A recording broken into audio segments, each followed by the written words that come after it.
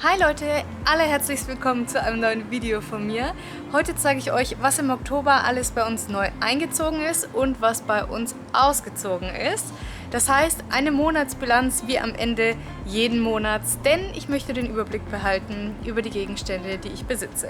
Hi, ich bin Agnes und Anfang 2022 mit meinem Hund und meinem Mann nach Chile ausgewandert.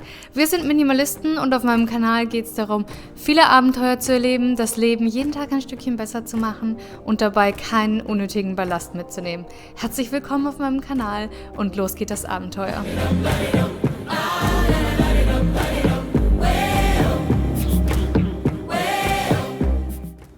Ihr wundert euch vielleicht, dass ich auf unserer Terrasse starte. Das ist eher ungewöhnlich, aber ich dachte, why not? Denn eine Sache, die neu eingezogen ist, wohnt hier und die spendet mir gerade Schatten. Wir haben nämlich einen Sonnenschirm gekauft. Endlich! Es ist hier nicht auszuhalten in der prallen Sonne. Natürlich, das wussten wir vorher. Wir wollten eigentlich erst einen Pavillon kaufen, aber haben uns dann dagegen entschieden, einfach weil ein Sonnenschirm flexibler ist und der hier hat eine Spannbreite von, ich glaube, 3 Metern, also der deckt trotzdem die komplette Couch mit Schatten ab und man kann ihn halt bei Bedarf verstellen. Und zwar bedeutet das, wenn die Sonne hier hinten lang zieht und später von dort kommt und es wäre notwendig, dann könnten wir den Sonnenschirm auf die andere Seite von der Couch schieben. Und bei dem Pavillon ist es ja eher ein bisschen schwierig, weil der ist ja dann genau über einem. Aber sobald die Sonne von so ein bisschen schräg von der Seite kommt, deckt er ja nicht mehr so gut ab. Und unser größtes Problem, das eigentlich ausschlaggebende, warum wir uns gegen den Pavillon entschieden haben, ist, dass wir den nicht am Boden festschrauben können. Das heißt, wir müssten uns irgendwelche Steine oder Säcke besorgen, um den zu beschweren, damit der Wind den nicht davonträgt. Denn wir haben ja hier nichts mehr über uns und wir wollen natürlich nicht, dass der unten auf der Straße landet und irgendwelche Leute erschlägt. Deswegen war das ein Problem und so Steine da überall auf die Füße zu legen, ist natürlich auch nicht besonders schön. Und der Schirm hat unten ein großes Gewicht, das zeige ich euch mal. Erstmal könnt ihr hier sehen, dass er quasi fast die ganze Couch beschattet. Und der Schirm ist wirklich relativ groß und er ist wunderschön. Es ist gerade sehr windig, das könnt ihr sehen. Also der hat ein gewisses Spiel, was gut ist. Das wäre beim Pavillon auch das Problem gewesen. Und den kann man dann einfach hier runterlassen und dann ist der schön an der Seite. Den haben wir hier hingeschoben, dass er nicht stört, wenn man hier sitzt. Also hier fehlt gerade eigentlich noch ein Kissen. Ich war nur zu faul, das mit rauszuholen, weil ich es nicht gebraucht habe. Das heißt, wenn der Schirm zusammengeklappt ist, dann hängt dieses ganze Gestänge hier an der Seite und man kann hier trotzdem sitzen, ohne dass einen der Schirm berührt. Und dann haben wir dieses große Gegengewicht hier drunter geschoben und das ist einfach ein Wassertank, was ziemlich nice ist, weil das ist natürlich super einfach aufzufüllen und auch super einfach abzulassen, also hat auch einen Ablass und ist dadurch auch relativ erdbebensicher. Das ist ja hier auch immer so ein Thema. Also das ist das Erste, was bei uns eingezogen ist. Ein wunderschöner großer Schirm, den wir sehr lieben. Ich hatte Anfang Oktober Geburtstag und habe ein paar Geburtstagsgeschenke bekommen. Und ein Geburtstagsgeschenk steht hier beim Treppenabgang. Und das ist dieser wunderschöne Rhododendron, den ich noch anpflanzen will. Und zwar möchte ich den hier reinsetzen. Da ist gerade meine Cedron drin. Das ist auf Deutsch eine Zitronenverbene. Aber ich muss die erst wieder rausholen, damit ich den da einpflanzen kann. Also die zwei will ich quasi tauschen. Und hier ist noch ein bisschen extra Rhododendron-Erde. Und ich hoffe, dass ich am Wochenende mal dazu komme. Aber der ist jedenfalls auch neu. Hier im Wohnzimmer steht auch ein Geburtstagsgeschenk, das ich bekommen habe. Und zwar hier auf dem Tisch eine wunderschöne Zimmerpflanze, über die ich auch sehr dankbar bin und mich sehr gefreut habe und die jetzt hier wohnt. Das nächste Geburtstagsgeschenk hängt hier. Das ist eine Handtasche, die ich geschenkt bekommen habe mit Animal Print. Und ich liebe diese Handtasche, weil mein Kindle passt da einfach rein. Das bedeutet, also zumindest wenn ich so voll wäre, tada, ganz exakt ausgemessen passt der da rein. Das bedeutet, ich benutze jetzt immer die zum Gassi gehen und dann setze ich mich in den Park in den Schatten und kann da so ein bisschen lesen auf meinem Kindle und mein Hund kann sich austoben. Mega, also so habe ich auch viel mehr Spaß im Park. Und ja, die Handtasche an sich ist auch super schön und ich habe sie schon sehr viel benutzt. Hier in der Küche ist nicht wirklich was Neues eingezogen. Es ist nur was eingezogen, was uns vorher schon gehört hat, aber woanders war. Ja, komische Erklärung. Ich zeige es euch mal kurz. Hier stehen jetzt 2 Wasserfilter. Wo kommt der zweite Wasserfilter her? Den hatte mein Mann in der Arbeit in seinem Büro, weil er am Anfang irgendwie nie was zu trinken hatte in seinem Büro. Und ich weiß nicht genau warum, ich habe es nicht ganz kapiert. Auf jeden Fall ist jetzt irgendwas geändert bei denen im Büro und jetzt irgendwie braucht er den nicht mehr. Ich habe nicht ganz kapiert, was der Unterschied ist, ehrlich gesagt. Ist auch egal, jedenfalls habe ich gesagt, wenn du ihn nicht benutzt in der Arbeit, dann bring ihn doch mit nach Hause. Und jetzt haben wir 2 hier. Und ich dachte erst so, naja, wir machen den halt jetzt quasi noch leer und so. Oder vielleicht habe ich einen dann in meinem Büro hier in der Wohnung, dass ich nicht immer hin und her rennen muss. Aber tatsächlich ist es super praktisch, 2 zu haben, weil da nämlich eigentlich gar nicht so viel Wasser drin ist. Und wenn man mal ein bisschen mehr Wasser kochen will, zum Beispiel ja 1,8 Liter, dann muss man immer, also dann schüttet man quasi Wasser rein. Das sind aber keine 1,8 Liter, da muss man Wasser wieder drauf gießen, da muss man warten, bis es durchgelaufen ist, bla bla bla. Es ist manchmal so ein bisschen hinderlich, wenn man mehrere Sachen gleichzeitig machen will. Und die beiden parallel in Benutzung zu haben, funktioniert äußerst gut.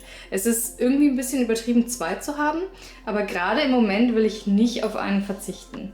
Also sie sind nicht neu, beziehungsweise der zweite ist nicht wirklich neu, den haben wir haben beide im März gekauft, aber jetzt sind beide hier. Ansonsten ist nichts neu eingezogen hier. Aber die Wohnungseinrichtung geht weiter hier im Flur. Das habt ihr vielleicht in Instagram schon gesehen.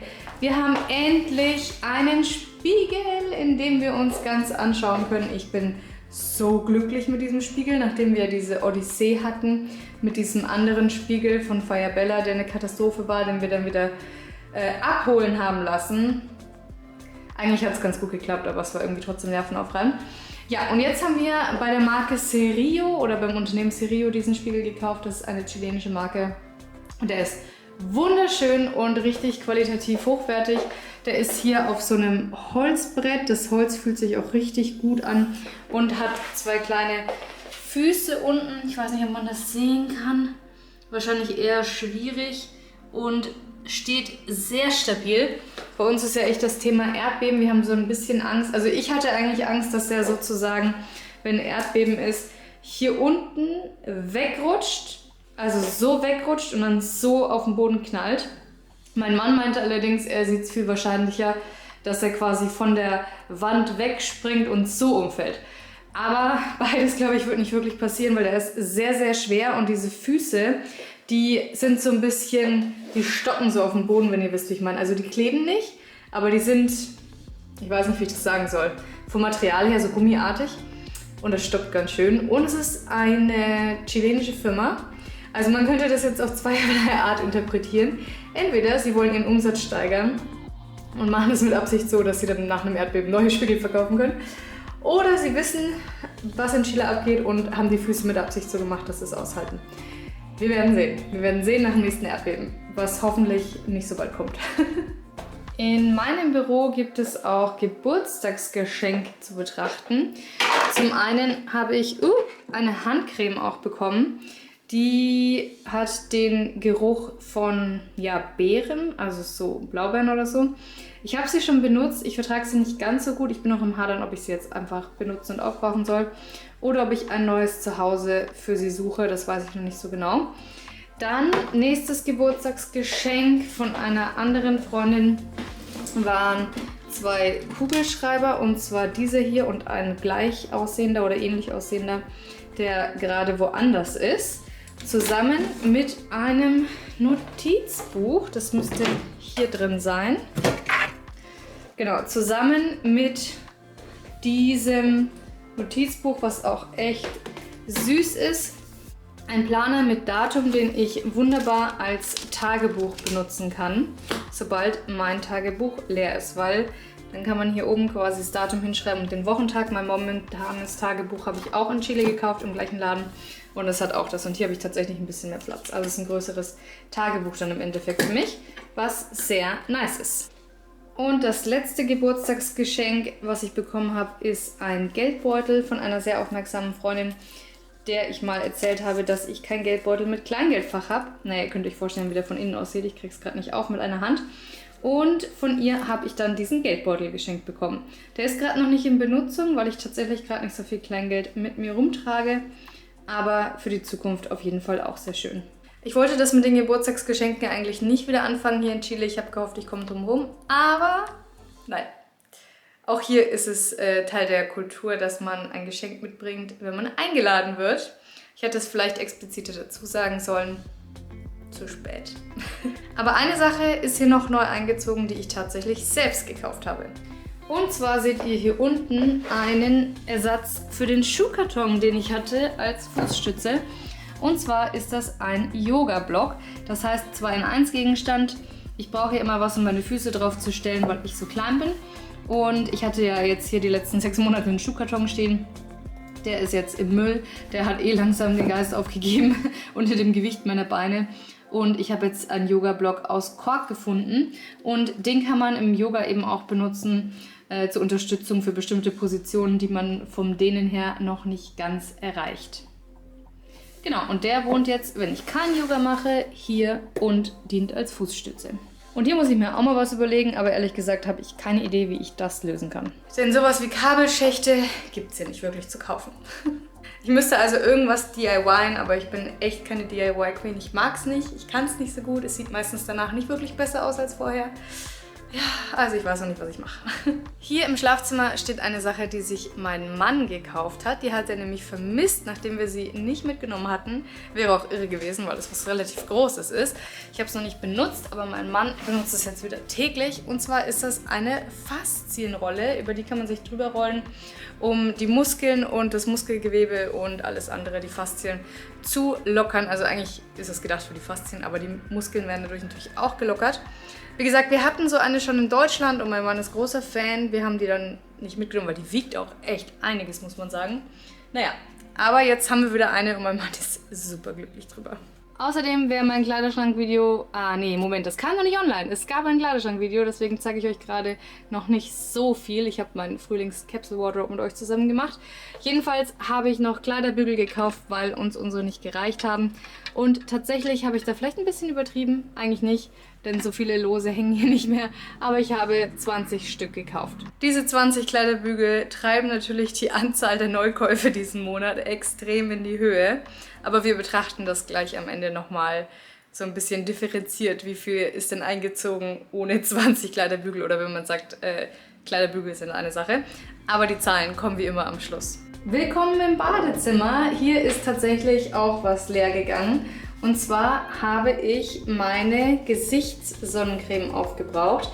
Die sieht so aus von Avène. Mit der war ich nicht so super zufrieden, weil die extrem geweißelt hat. Deswegen habe ich beschlossen, die nicht nachzukaufen. Ich habe aber die Verpackung aufgehoben, um sie euch zeigen zu können. Und ich habe mir dann eine andere Sonnencreme fürs Gesicht gekauft, die ich schon mal hatte. 2020 und ich kann mich erinnern, dass ich die leer gemacht habe, als ich hier 2020 in Chile war, was total witzig ist. Und das ist die Eucerin Photo Aging Control FPS, ja stimmt schon, FPS 50 und ja, ich muss sagen, ich hatte die ein bisschen besser in Erinnerung, als ich sie jetzt tatsächlich gerade finde, weil ich die irgendwie, obwohl sie glaube ich sogar, heißt die nicht sogar Oil Control? Nee. Irgendwie finde ich die ein bisschen sehr fettig. Aber die wird auch aufgebraucht, also spätestens Ende des Sommers ist die auch leer.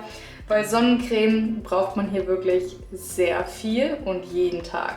Ein Geburtstagsgeschenk steht aber noch hier im Badezimmer und zwar habe ich ein Parfum geschenkt bekommen von einer Naturkosmetikmarke tatsächlich, die es hier in Chile gibt und die heißt Natura Kayak, würde ich sagen. Und der Duft gefällt mir tatsächlich auch ziemlich gut.